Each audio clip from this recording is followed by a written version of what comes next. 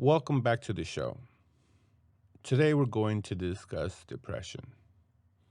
It's a touchy subject to some, but I believe it's something that needs to be repeated over and over and over to be able to get men of all ages to be able to talk to someone about what is depressing them, uh, or if they are depressed. Uh, Only because it's something that could lead to a lot more serious problems down the line, physically, emotionally, and it could it ultimately lead to harming others and harming themselves. And as men, we have been programmed, is probably the best way I could say it, to keep our emotions in. Real men don't, we just hold it in. And that is the wrong message, but it was the message that was kind of beating us mentally, from our fathers and grandfathers.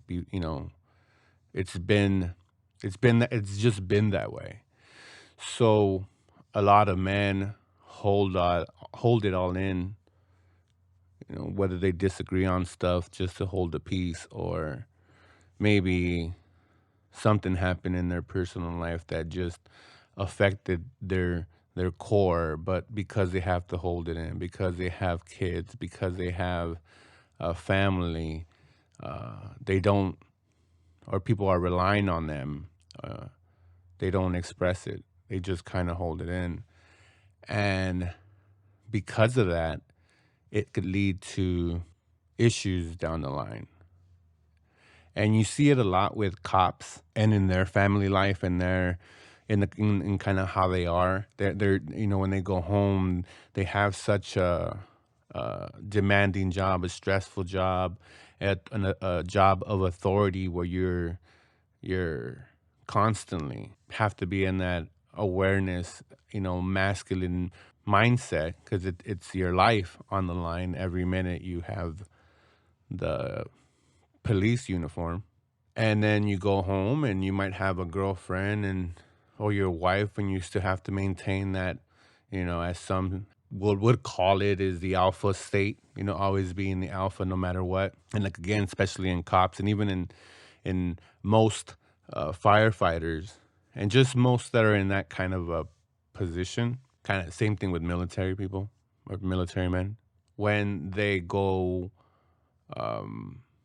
home, they have to keep that state up, to keep that masculine, feminine energy, as some would call it, and keep a balance, I guess, in that relationship. And from the outside, from when we see it, it makes sense, right? Because it's the way, I guess, some call it, like making your woman submit, or what there's many phrases to it, but it's just a more common term that is said, is doing that, making your woman submit to you. And you used to hear that a lot, especially with religion, but they have to keep this certain state at work, and then when they go home, and it could, like I said, it could be not only with their girlfriend or wife, it could be with their family, or now whoever they're going home to. And if they don't have an outlet to be able to release some of the stress and just kind of allow themselves to vent a little bit, um, it could lead to, like I said, just a lot of aggression built up, a lot of resentment built up, because they don't have an outlet. And before the internet, there was, a legit excuse about maybe not being able to, or the environment was different. But I don't think we're in that. I don't think that environment exists anymore. You could, if you're feeling a certain way, there's websites, there's hotlines, there's anonymous, websites where it's just that, you don't have to give your identity. And there's counselors, there's a ton of help. And it's a major problem. I mean, in the United States with suicide, it costs a lot of money, as far as for the government wise when people commit suicide, just with other forces. And this is not about that, and it's not to negate or make light of depression and put a value in it, because who cares about the money? It's about the loss of lives and the lack of, it seems sometimes, care in not just women. It's easy to say, and just because there's just women and men, I guess. Uh, and this is not to get into the LGBT thing, but I'm just speaking in just general. It's like the male and the female are like the enemies, right? But even us men don't even help our own kind, because we don't, we're men. Again, we were taught to, suck up your emotion, suck it up, buttercup. And again, to a great extent, I do believe like we could take a lot of stuff, but you need an outlet. You can't just have it all bottled in. And even when you get an outlet, the rate of abuse in the United States is ridiculous. Now, recreational marijuana, we're not gonna have that debate.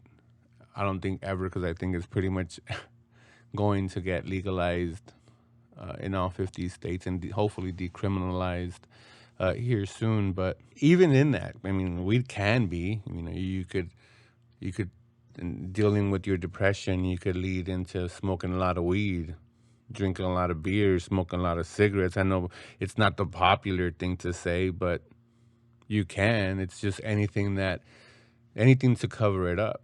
Even if you go and, as society says, oh, dive into your work, if you're dealing with depression, or how men dive into work when they're dealing with depression, but that's super unhealthy too. You're just covering up. So if you have to cover anything up with anything other or something else, you need to talk to someone. You need to open up to someone. And I'm not saying it has to be your girlfriend, your wife, your mom, your dad, your family, your friends. There's plenty of strangers that do this for free. You don't have to pay, that do this for free, that will listen to you. There's groups on your social media, maybe, on Facebook. You could join hidden groups that only you could join and see and stuff like that. And you could post, kind of vent, kind of like a journal, I guess, that no one else is going to see except these strangers that can maybe help you out or make you feel better. But it just can't go unsaid. You can't empty yourself out a little bit. You have to let some of that stuff go. And men are just notorious for not doing that, because we have to hold a certain image. And you just Google it, or you go on YouTube, and how to be a man, or how to attract a woman. And it's always like, oh, be stoic, don't let her see your emotions. And so it's always this, stay in this mind frame. And for the most part, I know I used the police analogy and along, because I think that those have to be put we have to bring those professions to a spotlight: firefighters, police officers, military people, or military men, because the demand that we put on them, they already have a high stress job and a high demand job. And for society to tell them that they have to still be that way at home is just a lot. And I'm not saying that that's incorrect. What I'm saying is that men need an outlet. And most men use it in a very, very foul way. They go to strip clubs, they use alcohol and drugs, like I said before.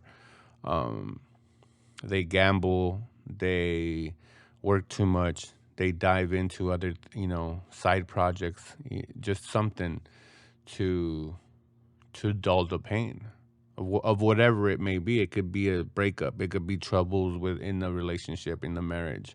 You could have lost a job. You could have gotten into road rage, whatever. I don't know, a family member could have died. The amount of reasons that I've heard is I shouldn't say ridiculous because I don't want to be insensitive. It was definitely eye opening, and you can't judge because you don't know what people have been and how fragile their souls have been.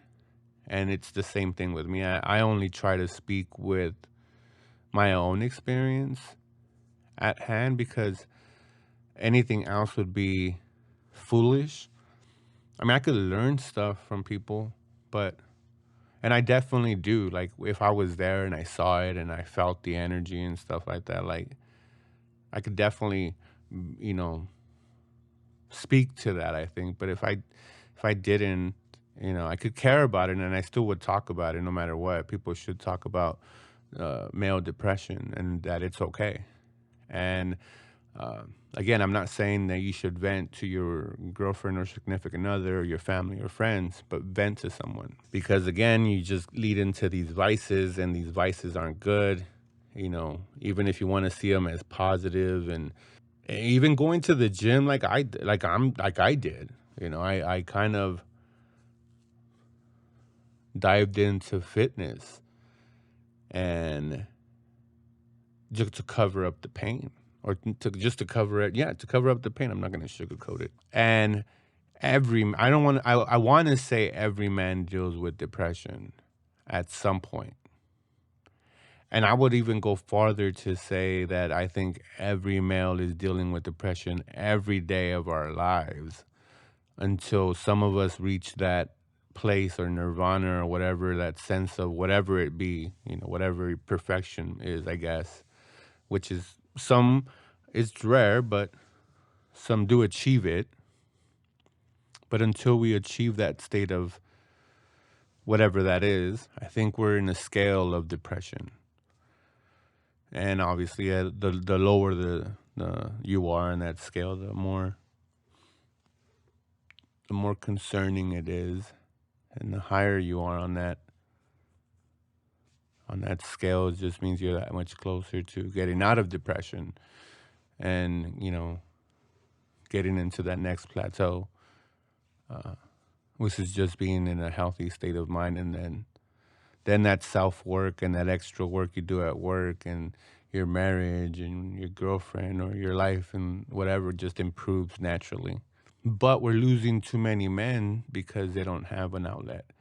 And then they dive into these vices where it does nothing but ruin their relationships, ruin their marriage, uh, just make their mind, the mind chemistry just different because they put all these toxins into their bodies that make them do certain things that normally they wouldn't do, even if they were in distress, or in a angry, depressive state or whatever state that would be in. But in this case, it being in a depressed state. But if they had just a way to just talk to someone, it would be so much better. And that's exactly what I did. Like I dived into the gym, but I was just working out pissed off. I was just in there just tossing weight like it was gonna do something.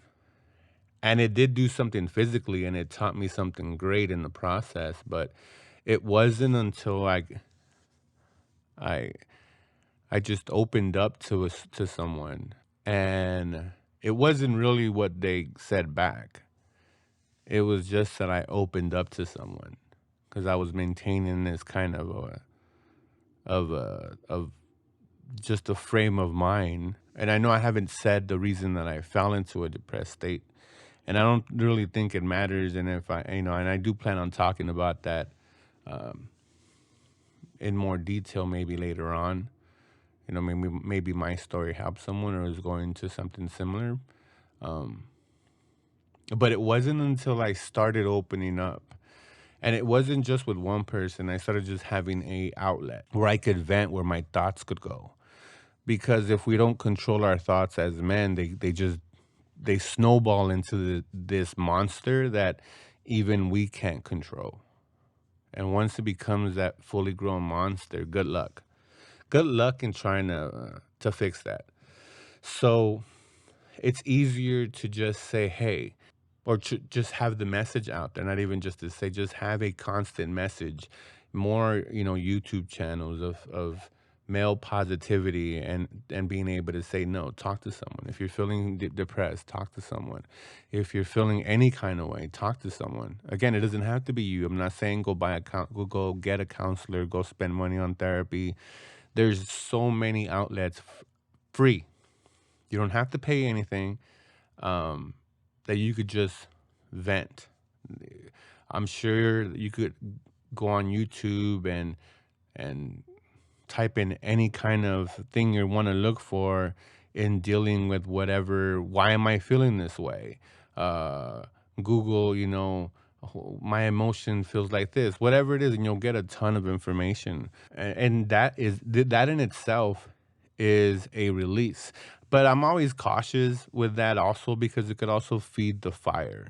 And you never want to feed the fire of depression because it leads to just different things that you really you don't want, because it feeds the negative, it feeds the doubt, it feeds the evil, and at the end of the day, it's just more negative when you should be trying to just put positive into your environment. And it's very hard, but uh, for for men, it's just that much more higher. Like I said in the beginning, the numbers are ridiculous, and the fact that a lot of people aren't talking about this is crazy. And we could go, if I went subject to subject, or category by category of of how many people, or how many men commit suicide for what reasons, this would be too long. And I would encourage everyone to do their own research. And like I said, I believe 70 to 75% of, I probably went higher. I probably went 5%. I think I said 70. But anyways, around 70% of just people are depressed. And not just saying depressed out of my ass. I think if they would go to a doctor and sit down and tell them, like, honestly, I think they would be declared clinically depressed. And I have no doubt in my mind that would be the case. All you have to do is look at society. Look at how stressful it is being alive right now in 2020. Ridiculous. So it's just common sense. You just simple just observation lets you know the answer.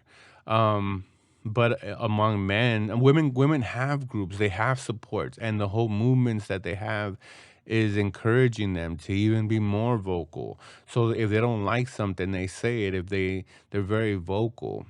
And us men, we don't. We hold everything in. At least most men hold everything in and keep, those emotions in check, because a lot of other people, again, are depending on them. And again, it leads to just an unhealthy spirit, an unhealthy mindset, and then unhealthy actions that, like I said earlier, vices and such. And the clinical definition of depression is just, or not even the clinical definition, because I'm not going to get here and be like, oh, look how smart I am and give you the definition. But the overall spectrum and list that they have of what defies clinically depressed. And I think, on depending on what depression you have, because that has its own umbrella too. Which I'm not trying to downplay that. That's just the way it is, and I agree with that. The more information you have, the more you could break it down, the more you could save lives, because then you could customize certain responses to uh, certain categories, which is great. But just the amount of them is utterly ridiculous. I mean, not I should take that back. Not utterly ridiculous, just mind blowing. And then I should have said it like that: utterly ridiculously long. because it's just so many. And like I said, the criteria for what you have to classify yourself into being is like, you don't need a lot of them. You only need like 4 or 5 of them, and boom, you're clinically depressed. But everything on that list is like, yep, yep, yep, yep. I got it. This one, and most people do. I mean, even in some of the surveys that you and your friends on Facebook like to volunteer to do, and oh yeah, and you get those answers that real quick, and you have to take it again because you didn't like that answer that they gave you, but you were really honest on that first one. And trust me, I did that a couple of times. But it's just the way society is, and uh, men, again, just need to be able to talk to someone and talk about the in raw emotion, what you're really feeling, not covering up anything as far as like, oh, you sugarcoating it. And that's what this modern age that we're in is bringing a lot of that counseling that is needed, to us men. But if we don't take advantage of those outlets, what's the point? We could sit there and complain like I hear on most YouTube channels. Oh yeah, the suicide rate is so high and blah blah blah blah blah. But you don't hear an encouraging or call this number or here's this outline. They're always using it to prove a point because they feel some kind of way. There's great resources out there. There's a reason why it's just someone else in that other line or across that screen from you online. It's talking to someone and letting that emptying your cup a little bit and letting leaving room for another emotion, another feeling of healing maybe, or patience, whatever it may be. But you have to be able to let some of that water out and empty yourself out a little bit. But the message should be, I'm not saying this world isn't cruel. I'm not saying that the stresses are going to go away. Absolutely not. But it's masculine to be able to express yourself. It's okay. You're not beta for talking to someone and telling them that that shit pisses you off, or that your divorce destroyed you, or the death of your child is hurting you, or the fact that you didn't get that promotion is unfair, or the fact that uh I the reasons are forever long, but there's no reason why you shouldn't vent to someone. And again, I think it bears repeating. I'm not saying that your wife should be that person you vent to. I'm not saying your girlfriend is that person to vent to. Neither is your friends nor your family, your moms, your cousins, your brothers. They can be if they choose to, but if they're willing to listen with an unbiased opinion, depending on the situation, then I say great. But most family members and friends are not unbiased. And same thing with your wife and girlfriend, they're not unbiased. So I would always go for a group, a hotline, a website, someone that is not you, a stranger even. Just go up to a stranger. If you're in a Starbucks and you see them just chilling, and say, "Look, I don't want to bother you, but if I could just take 5 minutes of your time, I'm having trouble, and I just want an unbiased opinion." And you'll be surprised how many people will be like, "Yeah, sure." They'll put the computer down. Everyone likes a good story to go back home to, and trust me, they'll talk about you like, "This guy came up to me out of the blue and started telling me about his marital problems, and I gave him some advice." But that's crazy, and you get an honest opinion because they're just, they already gave you that. Yeah, I'm here. They're gonna be invested. They don't know you from nothing. They don't know no backstory, but you have to be honest with yourself when you do this, because the response that comes back, it might not even be what you wanted to hear, but if it's the truth, then you have to accept that, and that's the thing. And but uh and even if it's just to vent, you could still do the same part that I said, or the same introduction. Say, "Look, I'm really don't mean to interrupt you. I just need 3 minutes of your time for me to vent, and you know, that's it. I walk away, you walk away, but I just want to vent. And a lot of people you'll be surprised. I've done it myself, and it works. People will sit there. People care. A lot of people care, male and female. They care. If you're dealing with something, they care. You see it all the time in your work when something happens. People care. But because again, I'm not saying coworkers, I'm not saying again anybody that knows you. Again, I already said, what I think is the right outlets to use. But you talk to someone and you just release the emotions. And it's very important to do that. Because I could sit here and go over and over what type and what this and if you how many the marriages and how many the statistic of how many become depressed after a divorce, and we could break all that down, but that's been done. The thing that is important is that you recognize the feelings that you're feeling, that you recognize that something isn't okay, and that it's okay to talk to someone. I think, thinking about it or talking about it right now, I guess that's the premise of the Catholic Church when you have that little room that you're supposed to go in there and do confessions. The only problem is that they kind of know you because you go there to that church. Unless you go to like a far off church that no one knows you and you just do it off that one off, kind of, but you're still in the same kind of city. So there's still a chance you might run into that person. But I guess they have those screens that you can't really see. But I'm kind of okay with voices. So maybe I would be able to recognize someone if I was a bishop and like, what was that? Oh, this is a juicy story. But does talking about it fix everything? No.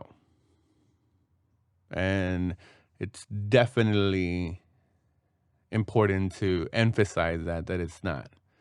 But again, what it's doing, the talking about it, it's just letting you release some of those emotions. And it's what people say, pausing take 5 seconds and breathe, kind of they you hear that a lot, like, pause for a few seconds and take it in. And then, the 5 second rule is what they call it, I think. It's the same thing. In my thing, it's you just talking about it to allow yourself more time to either think about a solution to your problem, to get over your emotion in another way, or just fill it back up with the same ass anger, which is, or depression, or whatever feeling it is in this podcast, or for this episode, for depression. And you just fill it up and wallow in with some more depression, which is when you get these whiny people or whiny men that just, oh well, my life, oh woe is me, everything's bad, and da, da, da, da, da. And then you just, there's no stop to that faucet.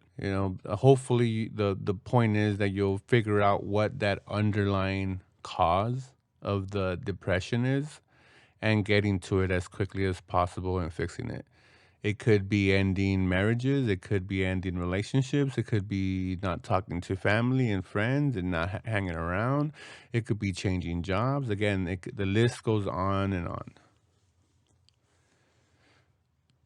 But because we're scared, we're comfortable, we're close to whatever, we've been here for so long, and da da da da da. Again, the excuses are endless. So we're justifying the depression. We're justifying the amount of BS we put in our lives, or we accept in our lives, instead of figuring out. Because some of us already know what it is, what's causing the depression. A lot of us figured that shit out years ago. But why haven't we fixed it? Right? We're comfortable. We're okay. I could deal with my boss. He only talks down to me every once in a while. It makes me feel like shit. Da, da, da, da, da. Again, the list goes on and on and on. So a lot of us know exactly what we need to do, but because we're afraid and don't really want to have all these consequences for our actions, we just kind of accept it, which leads to very early deaths in men.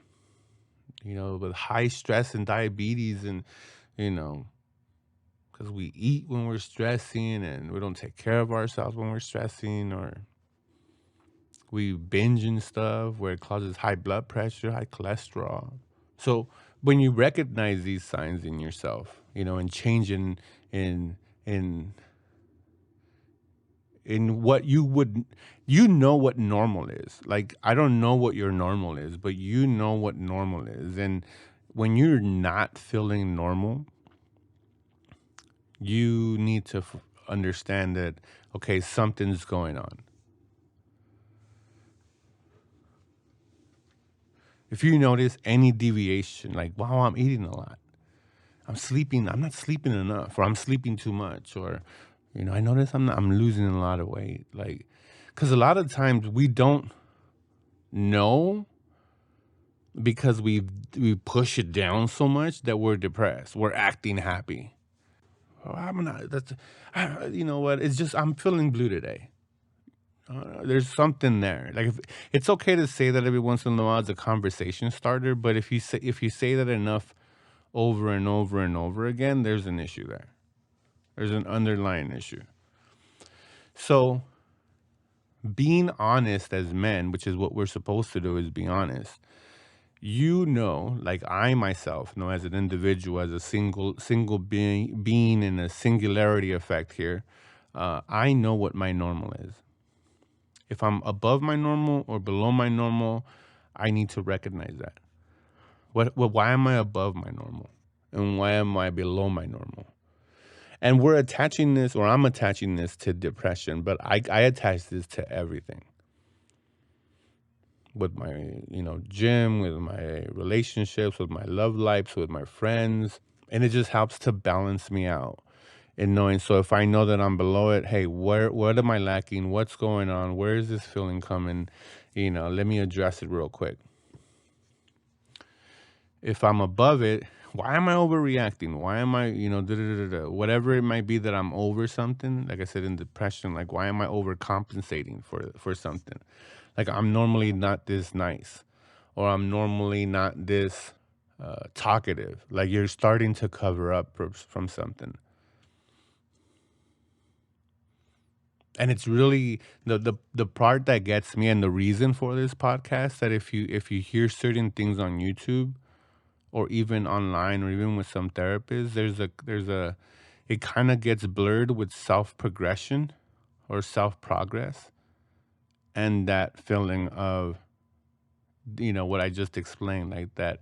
They just it's just so it's in the, you fall into this gray area, and depending where you come out, you're just you're either covering up for depression, or you're actually self improving. Like, oh, I'm like, in my instance, like, I'm hitting the gym, right?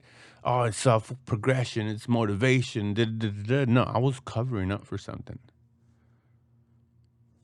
So I had a sense of depression. There was more than that, but that was one of the ones where I figured out real quick. So it's just a cover, because you don't want to believe something. You don't want to be that weak. You don't want to give somebody else that authority over you. And you're like, no, I'm doing this for self progression. And like I said, a lot of information on YouTube out there is saying it's motivation, that this is what's needed to get better.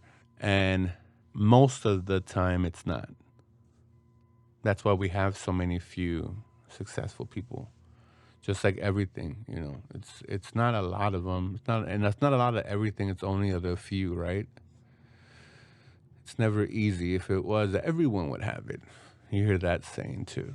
So it's hard to know whether you're depressed or you're really motivated. If you're, progressing in your life, and then you hear these, are you progressing, or are you just kind of, think you're progressing? That's depression right there. When you're thinking you're progressing, you're doing all the right things, but you're not. I mean, you technically, from the outside, you are. I think the term is functioning depression, and it's misconstrued as more Either way, there's a lot of ways. Like I said, the terminology is getting bigger and bigger every week. It seems like every month there's some other kind of depression, like internet depression or social media depression, or so the list goes on and on. The great hits keep on coming, as they say, but they keep on adding more categories. But it's not going to stop because it's a serious problem in our society, especially in the Western world, especially among men of all ages. And more men need to hear that it's okay. It's okay to reach out. It's okay to talk. There's 1-800 lines. There's crisis where you could text real quick, and you'll get a message. Uh, Hotlines. I think I said hotlines. Online chats, where you could talk to someone, a real person, a real stranger, get real true advice, or just have an ear to someone to listen to and let you vent.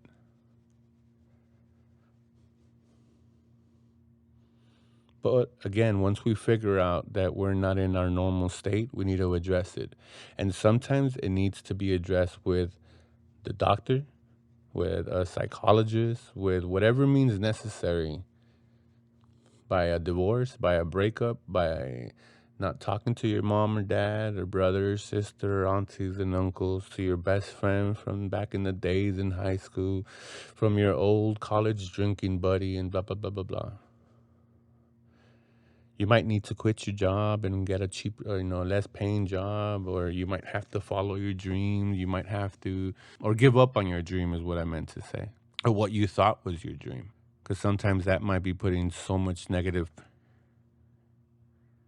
energy that it's causing you to get into this depressed state. But hey, you're hustling, you're going after your dream, but it's just putting you're just digging deeper into that depressed state. That's why sometimes when people don't reach a goal, you hear like, oh, he committed suicide, he didn't see a way out, and he worked at this job for like 40 years and 50 years, and all of a sudden like coronavirus happened and he committed suicide. Like, that's tough to hear. And for men, it's even tougher because you see the numbers.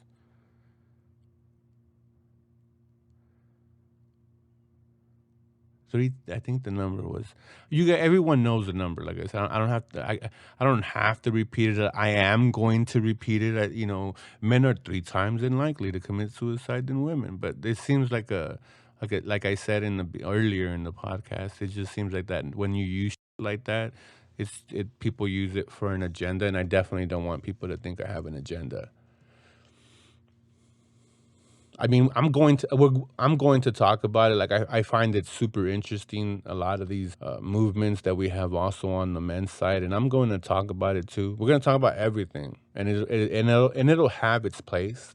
It's just that this isn't the place, or this isn't the podcast. The men just need to understand that it's okay. Just talk to someone, anyone, reach out.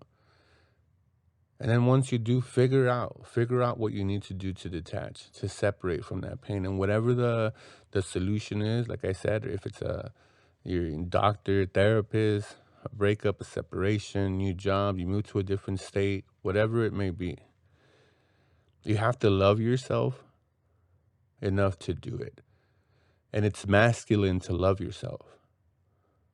Don't let anyone tell you that it's not. Oh, you're talking like a beta. Don't listen to that. It's okay. It's masculine to take care of yourself.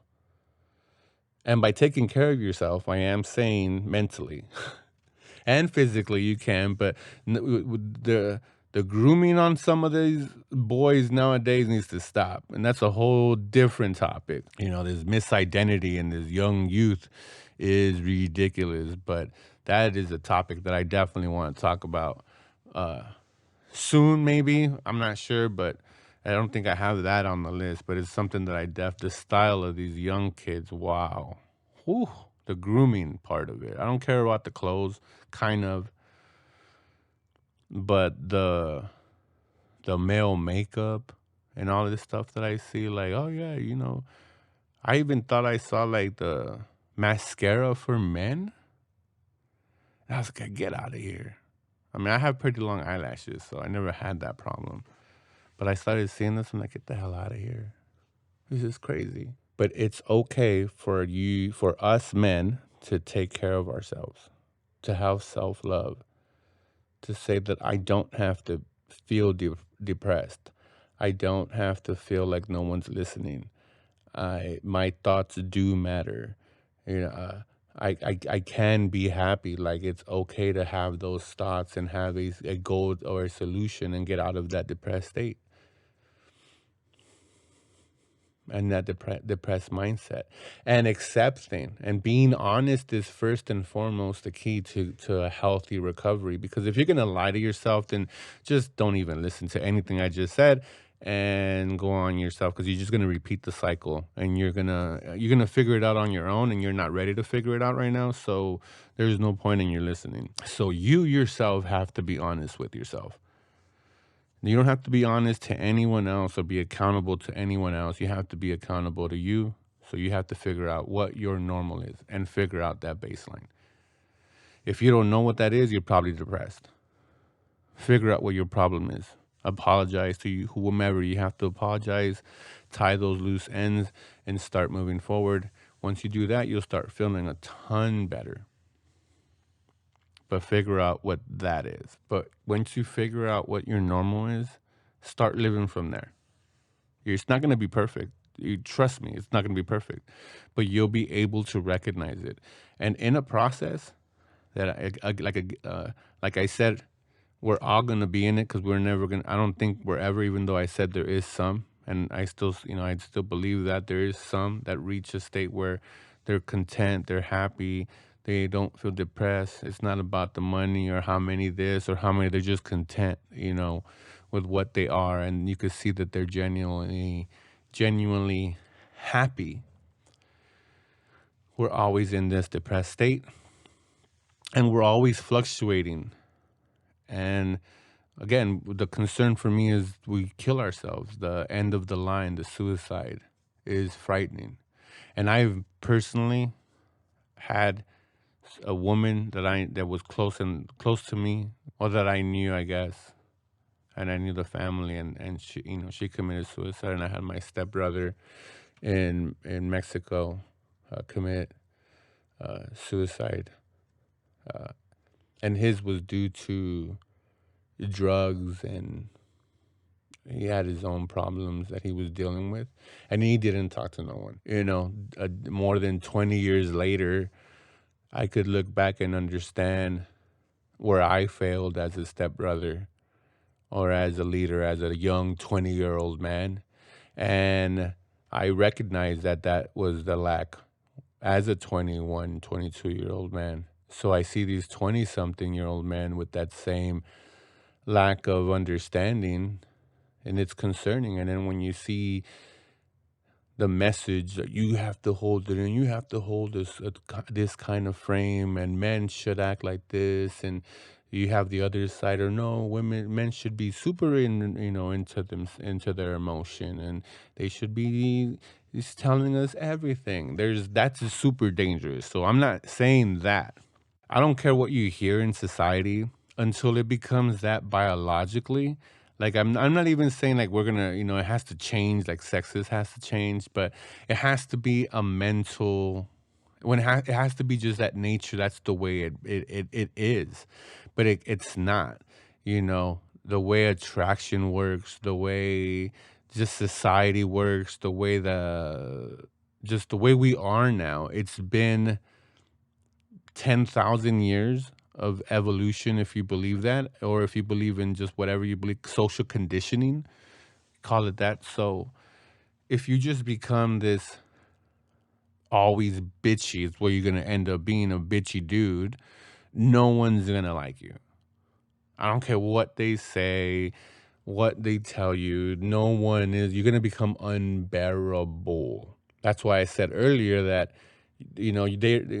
I don't think I said that earlier, and I'll say it now. That's why they don't, the people that say or sell this motivation stuff, can't get away with it because it feels so much like, yeah, you're feeling low and da da da da, and you start doing this, start going after your goals, start working on yourself. And I'm a big proponent of fitness because of that, because of what fitness allowed for my thinking to develop.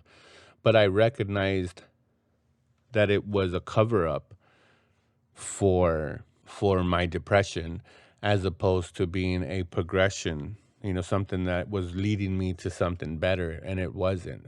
Once I realized that it was just a band-aid, that I was just putting that like, oh, I'm not depressed, I'm just motivated.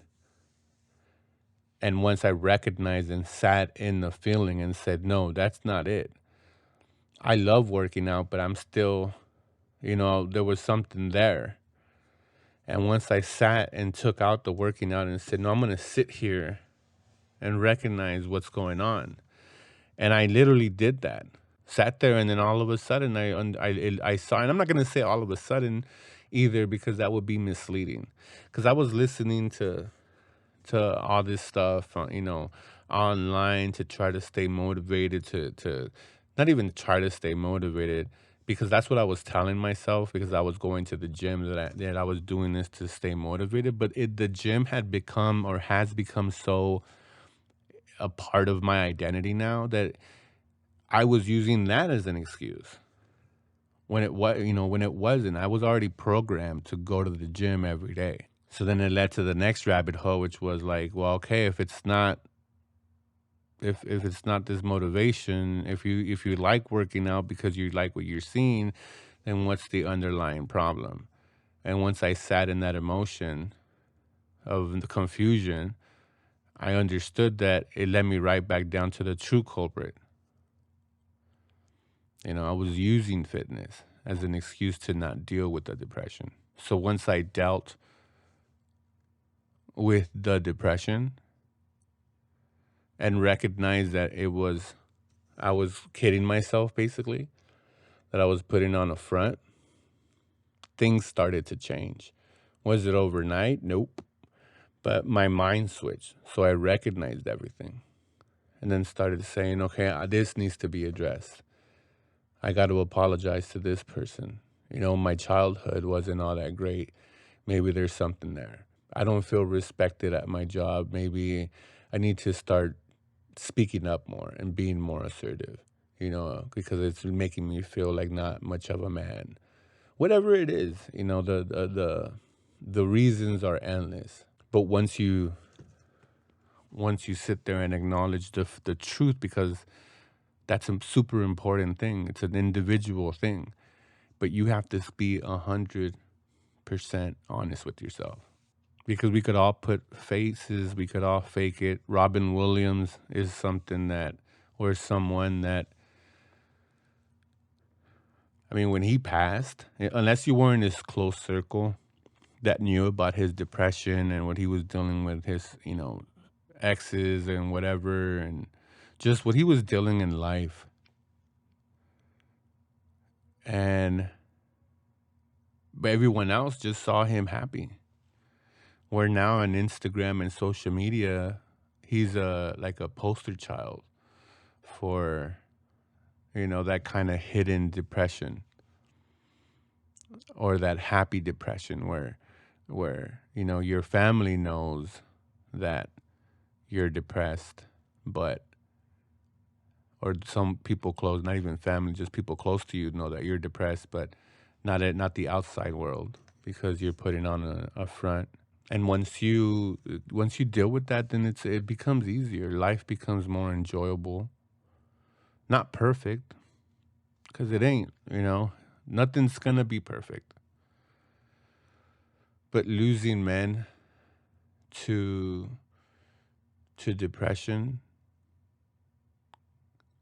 because it leads to suicide and abuse of narcotics or addictions. Just because you think, oh, well, like I think I said earlier, like strip clubs. But if you're depressed, and let's say you go to a strip club, you're gonna maybe then start thinking about having sex with these strippers, and maybe you can't, so then you might go to prostitution, which then might take you to going to the wrong neighborhood, the wrong pimp, the wrong whatever. You get shot in the head, you get robbed, and you're dead. You know, it didn't have to be because you started off. It started off with strip club and you saw it innocent, but there's always levels to everything. I like to say we're on a graph, you know, and you keep on moving up and down as we go. You know, kind of like the stock market, it goes up and down. Sometimes it's great, sometimes it's a super low, but it's gonna just be up and down. But if you deal with depression, life becomes more manageable. You become able to be a little bit more free of thought to go and be a leader as a man, to be a father as a man, to be a husband, to be a good boyfriend, just to be a good employee, a good boss, to be in a serving attitude, to know that you're gonna still be masculine, to even if you do have to express yourself to strangers, which again, no one's gonna know, and you shouldn't feel ashamed of that. And that's another point of it, is that no one should feel ashamed of being able to say something, you know, that they don't like, and just to a stranger to let it out. And at the end of the day, that's what it serves, because it's going into the core you. Because the other person doesn't really matter. Because again, the reason we don't go to family and friends or girlfriends, wives, and stuff like that, or even kids, is because there's bias there. So we go to strangers, not because we expect them to hear anything, because it's not really about the stranger part. Yeah, there's outlets, and I'll make sure to link some, you know, all those outlets uh, wherever this is posted, so that everyone has that help. It's not really about the other person. It's the other person's all is acting as an ear, as an unbiased observer. It's really a conversation with the true you, with a true assessment of yourself, not a fake version, not what you would tell the world, not what you think your significant other wants to know, whatever you. And if you know that it's not, you're below what your normal would be, or you know, above, like I said earlier, that's when you have to address it. That's when you have to kind of, you know, take stock of that, and understand that it's okay for you to speak out, reach out to someone. Don't hold it in. We can't. We got to stop with losing men of all ages to depression, leading to suicide.